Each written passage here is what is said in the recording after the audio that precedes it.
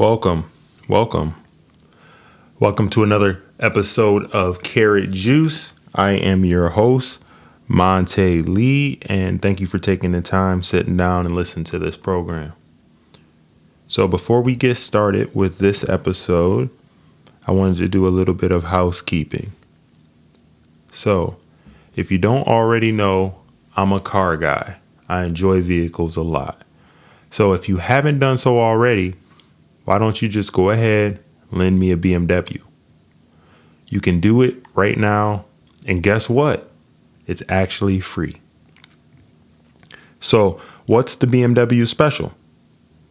Well, if you enjoy the content, you believe in my work, and support the channel by sharing it with your friends and family, liking the video, and subscribe to the show, you can lend me a BMW special. Any support that you have, I would greatly appreciate. I will give you a minute to do that right now.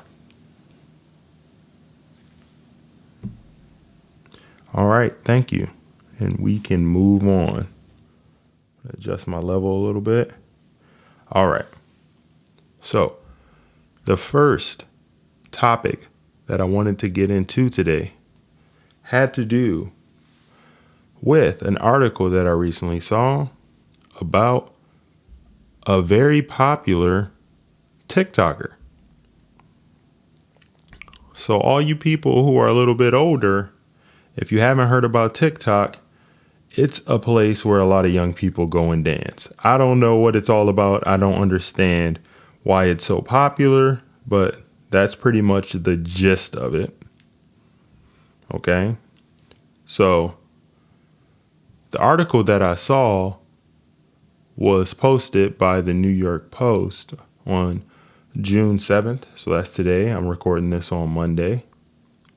So the article indicates Bernie Sanders, AOC supporter, roasted for $2 million apartment after tax the rich post. So apparently a social media influencer, I swear I hear that a lot right now. Everybody is an influencer of some kind. What does that even mean? Who are you trying to influence? Am I a social media influencer? Do I influence you to want to have tacos? Do I influence you to get fit? Do I influence you to watch Marvel TV shows? Check out the X-Men shirt. Shout out to the Marvel Stuff podcast. Go check those guys out if you haven't done that already. I checked out a couple of the episodes. Who doesn't love Marvel content? So check those guys out. Love coming over from Carrot Juice. Check out the Marvel Stuff podcast if you haven't done so already. And let's get back into it. So, like I was saying, going on with this article. Oh, no, I'm kind of going off on a tangent, but I understand social media and I understand that it has a purpose in our world and that it has done a lot of good, but it's also been a detriment to us as well. I feel like a lot of the young people in today's day and age are using it to get validation in a way that at least my generation wasn't on. Like, we weren't worried about all of that. We weren't worried about what could I say about it? I'm from an age where before social media, before it really got very popular, and there was a time that you had to go out into the world and you had to prove yourself and you had to actually win and succeed at things to get that validation. And at the end of the day, that is a good thing. Having instant gratification all of the time isn't. So, but I digress. Let's move on with the article. So, a social media influencer known for supporting progressive lawmakers, Senator Bernie Sanders and Representative Alexandria Ocasio-Cortez. Wow, that's a tongue twister. AOC is what she's called. and urging her followers to tax the rich, is getting roasted online after showing off her swanky new $2 million apartment. And it is nice. I'm going to link this article in the description so you guys can go check out this lady's pad. So the social media influencer in question, her name is Nicole Sanchez, and she's known online as Neekolul. And she became an internet sensation last March with a TikTok video of her dancing to an OK Boomer tune while wearing a blue Bernie Sanders t-shirt. Okay, I don't even know what OK Boomer is. And I didn't research to go check out the video either because it's TikTok and I'm grown. I don't have time to watch TikToks. Sorry. And I have a TikTok and I barely am on there. Like, just to be honest, like, I don't understand it. There's nothing but like teens dancing on it. It's not a place for somebody that's 32. I'm just going to put that there. So, yeah, I don't spend a lot of time on TikTok. And if you're grown, you probably shouldn't either. So, moving on. The clip caught the eyes of at least 50 million viewers and quickly turned the 23-year-old into a social media force. So Sanchez went viral again this March when she recreated the OK Boomer dance while wearing a Tax the Rich sweatshirt made by AOC and her campaign, which is sold on the Congresswoman's official online store for $58. Doll hairs, okay? So what does this all mean and what is this really all about?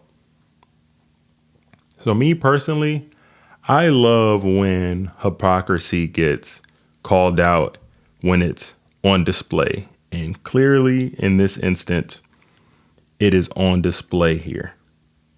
So this young lady was wearing a Tax the Rich sweatshirt recently. And come to find out, she just bought a $2 million apartment in Dallas.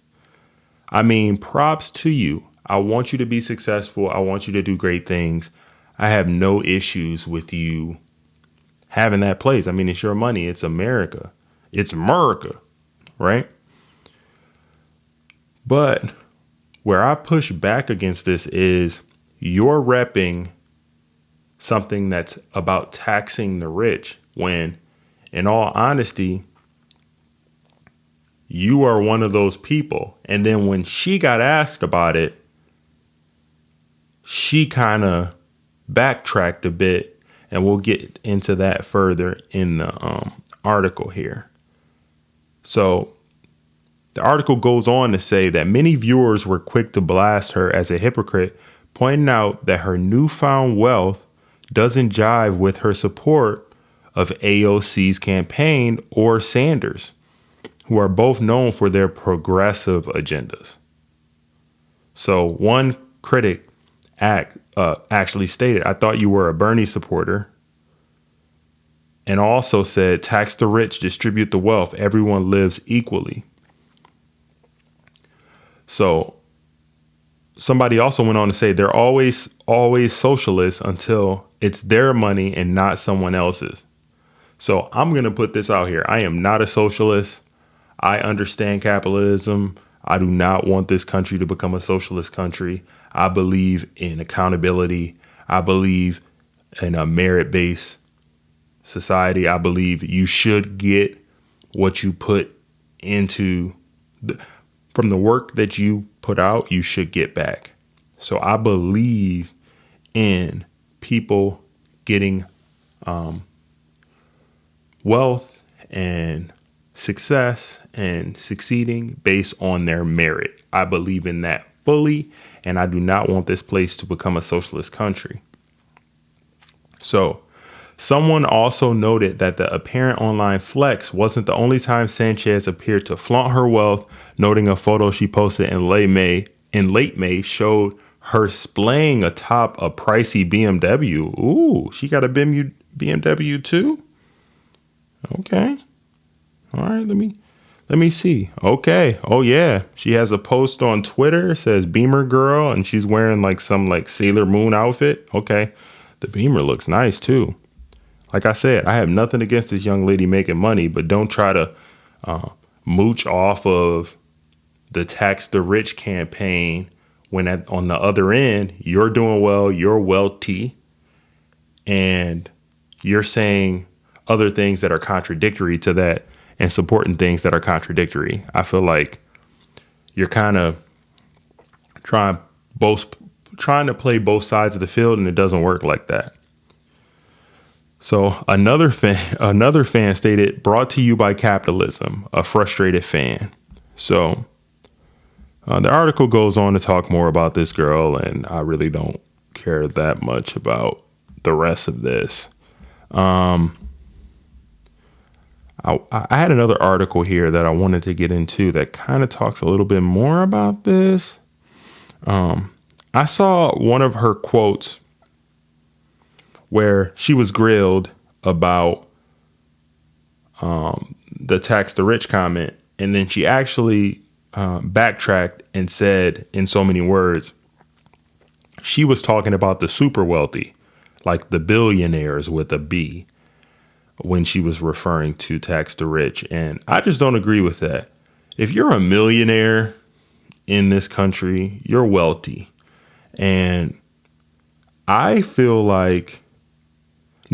think that displaying a tax the rich sweatshirt when you're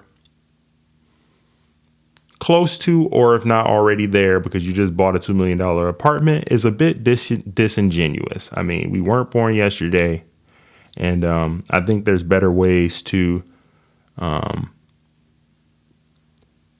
put across your branding or whatever. I mean, do whatever you're going to do, Neekolul or whatever your name is, and we'll keep it moving there. I just kind of wanted to harp on that. I love when hypocrisy shows up. I just like to call it out whenever I can, because more so than anything in today's day and age, people try to play the both sides of the fence. And to me, that's just not cool. All right. So we've reached our first, we finished our first topic, and we're going to move on. Before we do, we have a message from the sponsor, and then we'll get right back to it.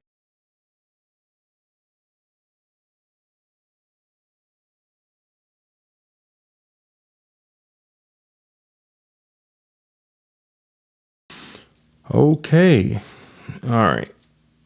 So next, before we get started with the next topic, I'm going to take a sip of some of my own juice. And topic number 2. I don't know if you know,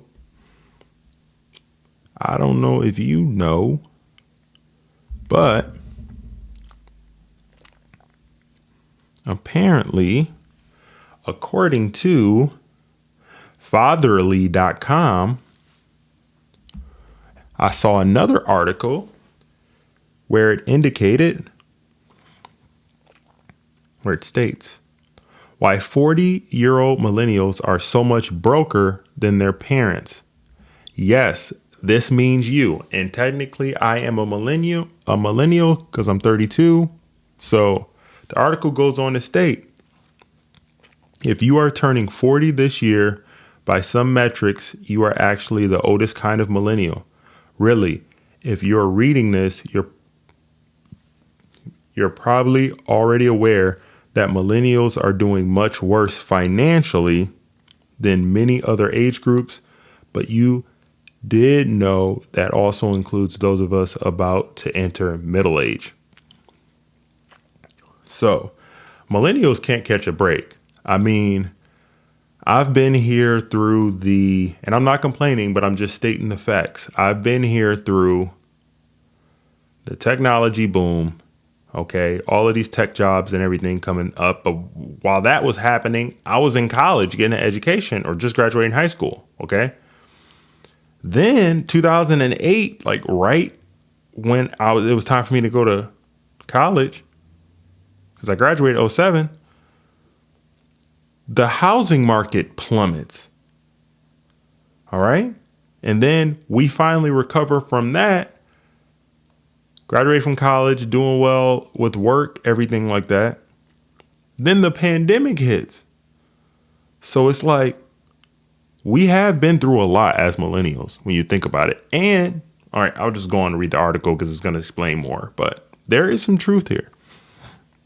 So a new analysis from Bloomberg reveals that millennials are doing worse financially than boomers and Gen Zers in almost every way measurable. How are we doing worse than Gen Zers?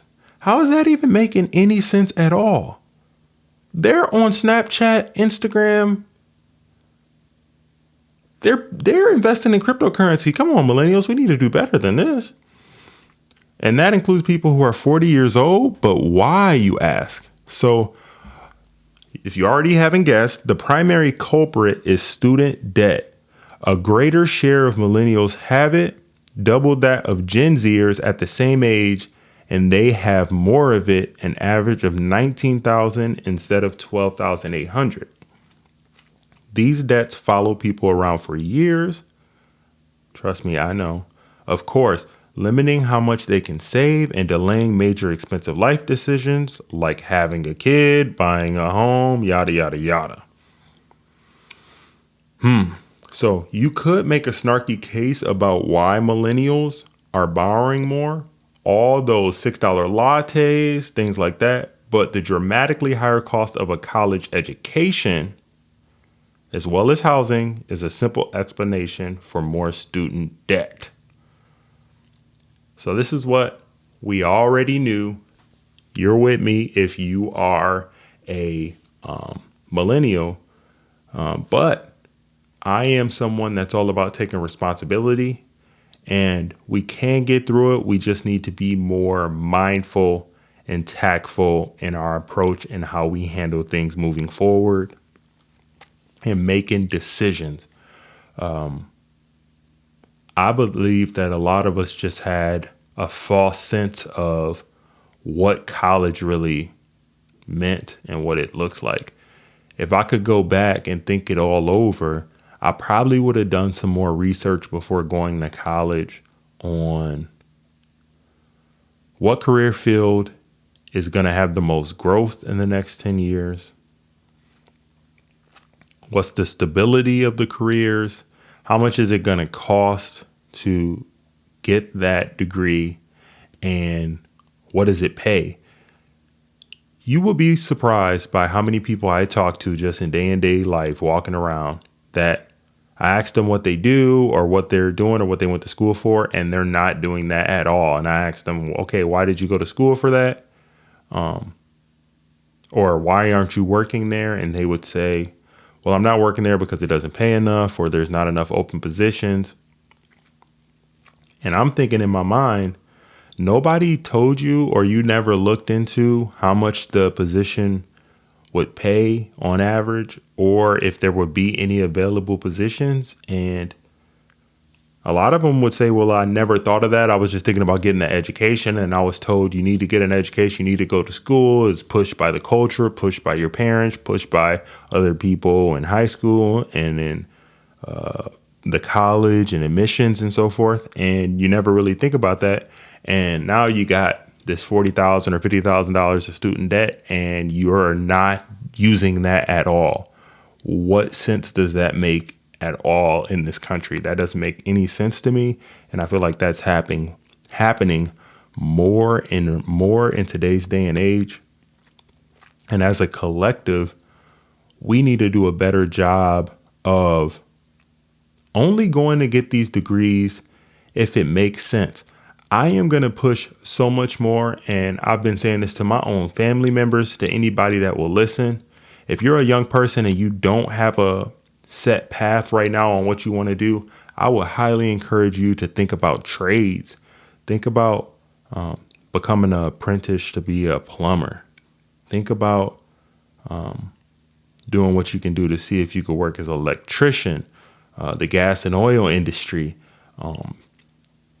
HVAC, home heating and cooling. I mean, it's hot as crap right now here in Michigan. So if you didn't have AC, I mean, that's like as close. That's almost better than water right now. So it's a need for it. Think about things that are going to have a need no matter what. Because if you're somebody that does heating and cooling in somewhere like Vegas or California, or Arizona, you're needed no matter what. People ain't going without cooling right now. So you got to think about that. Think beyond just the now. Okay. Let's go on with the article. And it's not as though simply foregoing college in order to forgo student loans is a better option, according to this article. I would disagree with that, but let's see what they say. Millennials with at least a bachelor's degree will earn 113% more than what they would have with only a high school diploma, nearly twice the 57% gap in the boomer generation. In other words, college has become more essential and more expensive. So it does help you to earn more money, but you have more debt. It didn't go into the trades I was talking about, so keep those in mind. So the article goes on to say, it talks more about student debt, but it also said, and then there's housing. The median home price in 1989, the year the first boomers turned 40, was $216,000. Today, it's $328,000, a nearly 52% increase. In the same span, wages rose by just 20%. That's a big problem, and I agree with that. So according to Bloomberg, the basic way that middle American households build wealth is through their homes.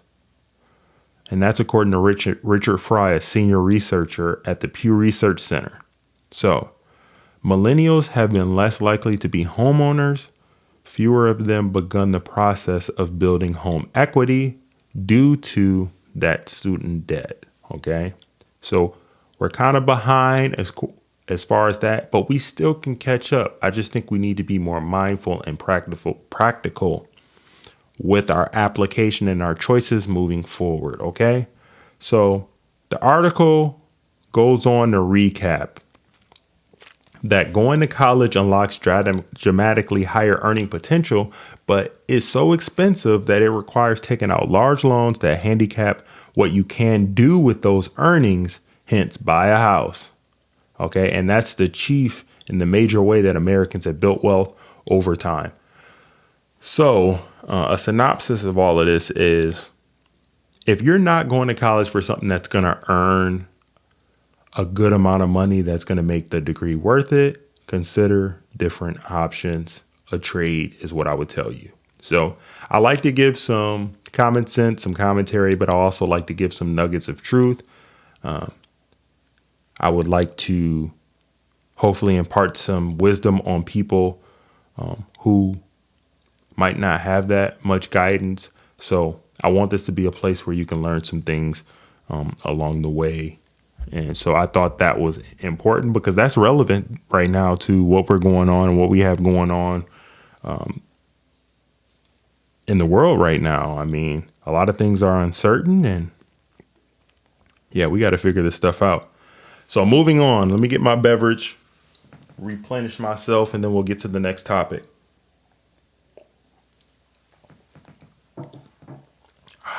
Yes. Okay, so the next topic that I wanted to get into, I wanted to talk about this fight. So over the weekend, we had Floyd Mayweather versus Logan Paul. Did any of you guys watch that? Did any of you guys pay for that? I'll tell you, I didn't. I like Floyd. He's from my hometown. I respect him. He's one of the best boxers ever. But I don't want to watch any more exhibitions. I'm sorry. From social media influencers, I don't want to watch any more exhibitions. Floyd Mayweather is the greatest boxer of all time. Arguably for some people, but for me, he's the greatest boxer of all time. He has no business boxing a YouTuber. Logan Paul? Are we serious? I mean, it's just a joke, honestly. So let's see here. The article, this is according to TMC. The article goes on to say that Logan Paul came out swinging, but in the end, Floyd Mayweather is just too good. Who couldn't have foreseen that? Floyd Mayweather's really good. He's just going to duck and dodge the whole time because he's Floyd Mayweather. I mean, you can't touch him. Professional boxers spend a whole career, 20 years trying to touch this dude. Nobody could hit him. And we think that Logan Paul, a dude that got big on Vine, is going to have something to do with it. I understand what they did, and it makes a lot of business sense as far as making money, but it's starting to be a mockery of the sport of boxing, honestly. I know like boxers right now are like, really? These YouTubers are coming into our space to make money now? Because the real problem with this whole situation to me is the boxing promoters. People for the longest time have wanted to get big time fighters. And there's so much, hemming and hawing and ducking and dodging between the different, not even fighters, the different promotion teams, because the promoters don't want their prize fighter to go and fight against somebody that could possibly beat them. So you see all of these fighters fighting these inferior opponents, and every once in a while you'll get a mega fight. And the mega fight happens like maybe once every 2 years or something insane like that. So I think that's what's made the sport of boxing dull. Like me personally, I love boxing. Boxing is one of my favorite sports. If there's a big time fight, there's nothing like a big time fight and two major heavyweight fighters duking it out blow by blow, because there's something about fighting to where when it's two guys fighting, every punch that's being thrown, every hook, every uppercut, you're glued to your screen. I'm literally glued to the screen because at any moment, it only takes one punch and it's lights out. And there's a beauty to the sweet science of boxing that's unlike any other sport. And I miss those big times fight because I love the sport. So I hope that boxing makes a comeback is basically what I'm trying to say. And I hope that big time fighters get to fight each other and the promoters get out of the way and go into the background where they belong, because at the end of the day, boxing and prize fighting and sports like that are supposed to be about the fighters. It's not supposed to be about different promoters. We shouldn't even know who the promoters are because the fighters should be forefront. And I feel like the promoters are more successful and famous than some of the fighters now, and that's not how it should be. So before we wrap up the show with the last topic, we have one more message from the sponsor, and we'll be right back.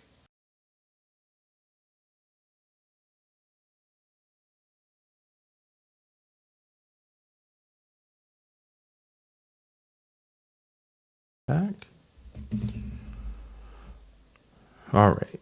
So I want to finish this show with one of our recurring segments. And on this week, on things that I wish I knew when I was 17, I want to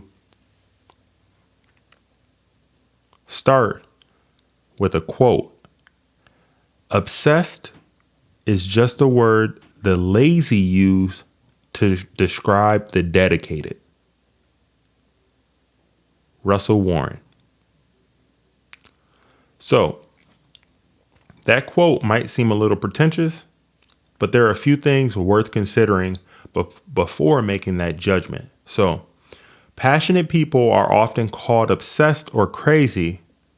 They do what they do because they love what they do. For them, happiness comes from doing the work, not from being able to relax afterwards.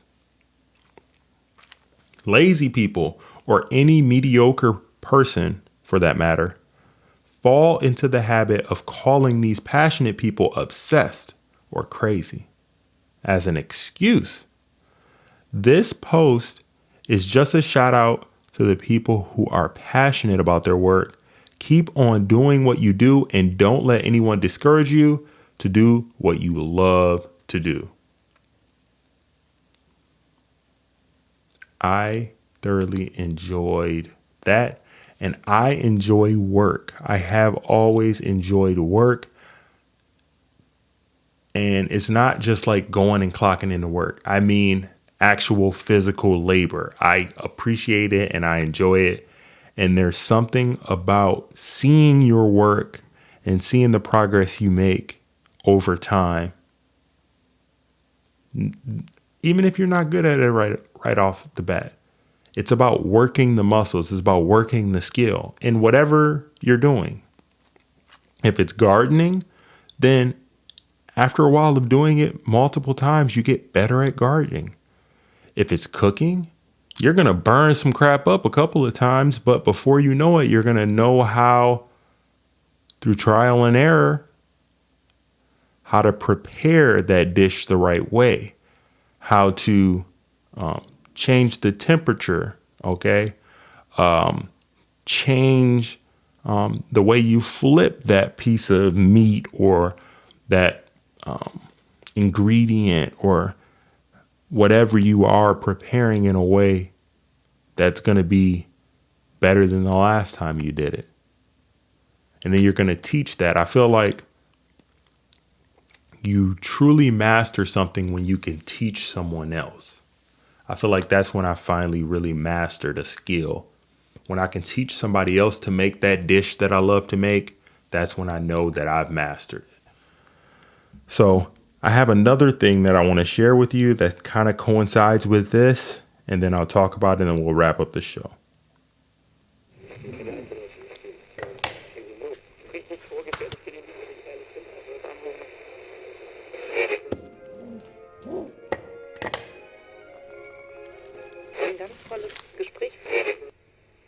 Nobody tells people who are beginners, and I really wish somebody had told this to me, is that all of us who do creative work, like, we get into it, and we get into it because we have good taste. But it's like there's a gap, that for the first couple of years that you're making stuff, what you're making isn't so good, okay? It's not that great. It's trying to be good. It has ambition to be good, but it's not quite that good. But your taste, the thing that got you into the game, your taste is still killer. And your taste is good enough that you can tell that what you're making is kind of a disappointment to you. You know what I mean? A lot of people never get past that phase. A lot of people at that point, they quit. And the thing I would just like say to you with all my heart is that most everybody I know who does interesting creative work, they went through a phase of years where they had really good taste. They could tell what they were making wasn't as good as they wanted it to be. They knew it felt short. It didn't have this special thing that we wanted it to have.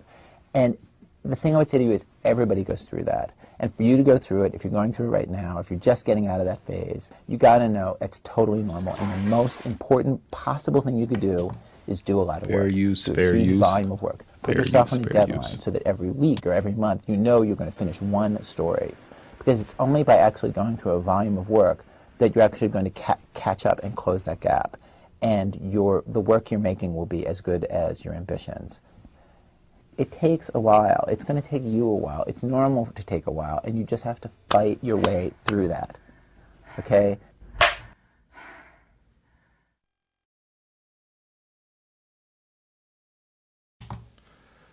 So I found that important and inspiring really, because it was good to hear from somebody like Ira Glass. That's Ira Glass. If you've ever listened to This American Life, I believe he produces a lot of that content. He's well known as one of the best journalists in the world now. And I found it encouraging to hear from somebody that's that successful, that when he first started out, the stuff that he was putting out, he believed wasn't so great. But after a while, working that muscle and getting better at producing content or creating or whatever you're doing, it comes through the work with doing more, making more videos, putting out more content, not being afraid to fail. You will grow and become better as you do the work. So I encourage anyone who is not sure about the thing that they're doing right now, don't quit, don't give up. Continue to do the work. Continue to just go through that process. And in the interim, you might know that it's not the best. You might know deep down that because of your taste, it's not quite hitting that mark. But over time, it will. And the only way that it will is through trial and error and through that repetition. Just like if you were playing a sport, for instance, and you were playing basketball and you were developing a jump shot, you're not going to get out on the court and automatically be Steph Curry. Steph Curry is Steph Curry through the work. He's missed hundreds of thousands, maybe even millions of shots going through his process of becoming a deadly shooter. And to do that is repetition, shooting thousands of shots every day, of establishing that muscle memory over time to where he can shoot it and go through a whole workout and make 100 3-pointers in a row from the corner. And it's like nothing. And that's through to the repetition. So I want to leave you with that today. I found that helpful. And I hope that everybody is enjoying their summer right now and staying safe. I see some of the restrictions are being lifted. And I just want to leave you with this as well. If you want to be successful, you need to be internally motivated and not influenced from outside factors or instant validation. So be grateful for what you have, hug someone, do something kind, not expecting anything in return, express yourself, and I will speak to you guys next week. Be well.